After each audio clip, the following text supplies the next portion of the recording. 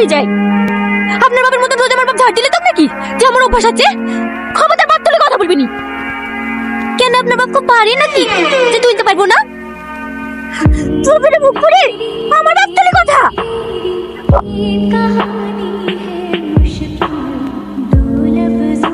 তোমরা থামবো। জাহান্নাম করে দিলাম।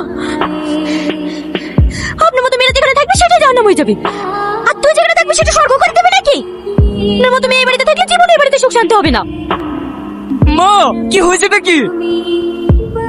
কি হয়েছে দেখতে পাচ্ছ না নাকি? তোমার বাবাকে জিজ্ঞেস করার সাহস পেলে না, তা আমাকে জিজ্ঞেস করছো?